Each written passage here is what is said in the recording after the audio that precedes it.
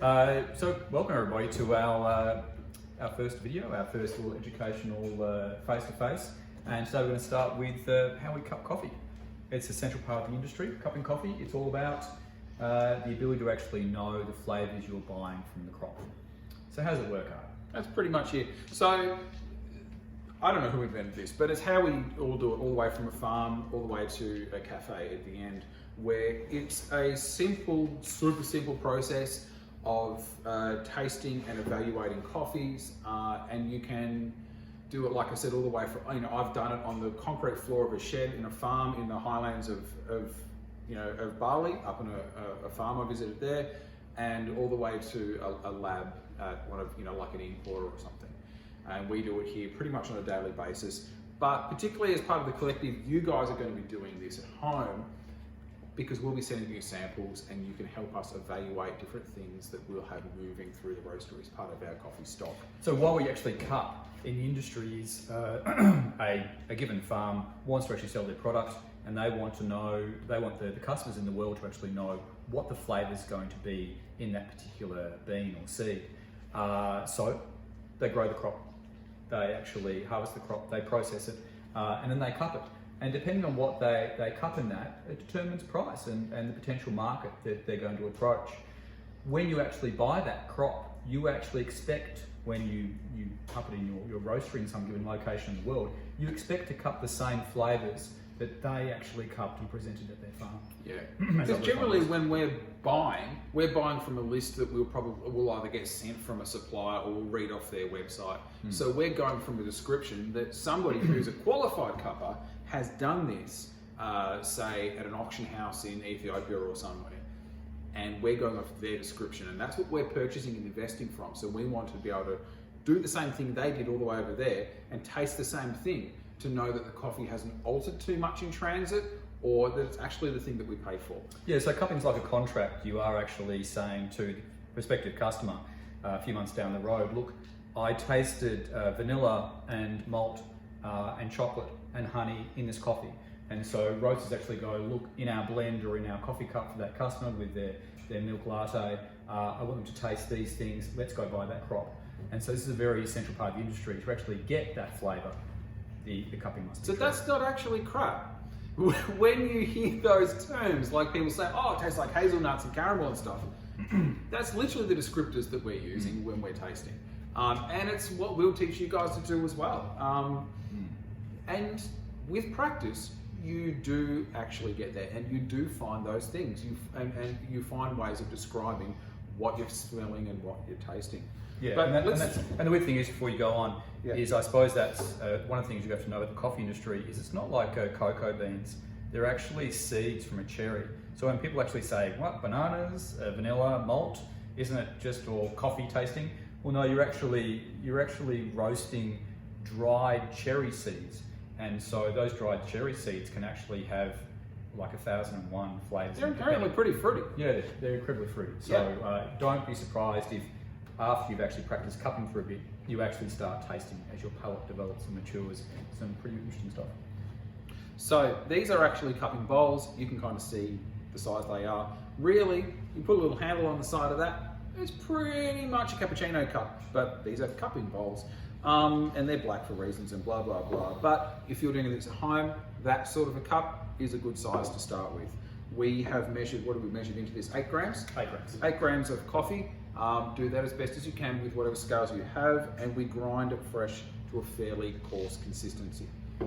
Then we take our digital kettle here, which we have heated to 93 degrees. You will, if you have one, awesome, do the same thing. If you don't, then use a kettle, boil it, and then take it off the boil for a couple of minutes. Let it drop from 100 down to sort of, 95, 93 degrees. These spouts are rad, get one if you can. We pour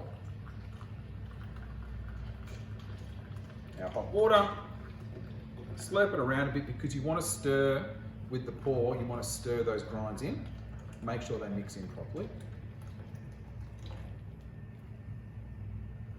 And we wait for 3 minutes.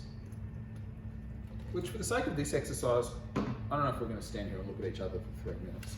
I mean, if we And were also, clever, we have tasted this coffee. Yeah, if we were clever, we probably would have actually done that at the start and then done that whole palaver about crops and whatnot during this 3 minutes. But you know, hey, go the editor. We're all learning. So Cool. yeah, all good. What you can see forming on the top is what we call a crust. So that's all the grinds. They're rising to the top like the head of a beer, and the coffee's brewing underneath. And when our 3 minutes is up, 30 seconds in this case, we take our magical spoons. At home, use a soup spoon. We have cupping spoons. If you can kind of see, they're very deep spoons. And round. Special shape. Probably what these things are. Well, obviously They're for us to spit in. they're a coffee cup, but it's good to actually have a cup that you spit in. And also, you probably want a nice glass of water, Oh, thanks, mate. or just a glass of water to, well, probably wash your palate out before you start cupping. And maybe in between cupping individual coffees, so you don't actually think that the first one tastes like the second one, because For it's each still, person. you know. So, fresh water, and the spitting cup, we generally use one that's not glass for social courtesy. So, take your spoon, push the crust back. I'm pushing it to the back wall, and that tends to make it sink to the bottom of the cup, and now the cup is clear. Get your nose in, get a good smell of that. Yeah, it smells like coffee. Just coffee. Just coffee. A bit of water. Okay. Take a spoon.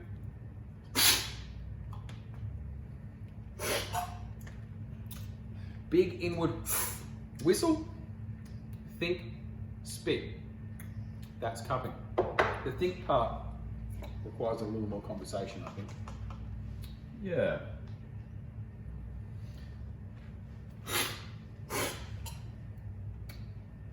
Cool. So what we're doing when we're evaluating this coffee is we're probably looking for there's three major components of the flavor.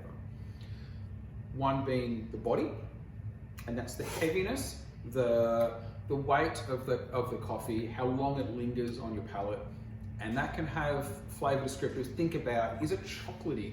Is it nutty? Is it heavy and leathery? Almost feelings that you'll get from it. They're not necessarily direct flavors, but you'll definitely get a feeling about that. The second one is the acid, the tang, the little bite on the front of your tongue. Do you taste something citric? Do you taste something stone fruity, or is it grassy? Is it berry-like? Remember, in coffee, acid is not necessarily a bad thing. No, What's the acid is point of required. Yeah. It's a really important thing. The third one being mouthfeel. And mouthfeel is the actual texture of the coffee. Does it feel thin and watery all the way to does it feel thick and luxurious and creamy? They're kind of the three main things that we think about when we're starting to evaluate A, B, C. You also look at sweetness Yes. as a fourth. But that's why we're actually sucking the coffee so quickly into our mouth, because we try to actually spray the coffee across all the different parts of our mouth, and as you probably know, different parts of our mouth can taste different elements. Salt, sweet. Cupping.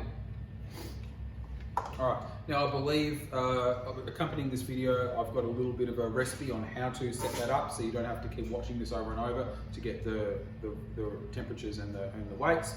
Want to hear back from everyone. See what you think. Thanks, guys. See you next time.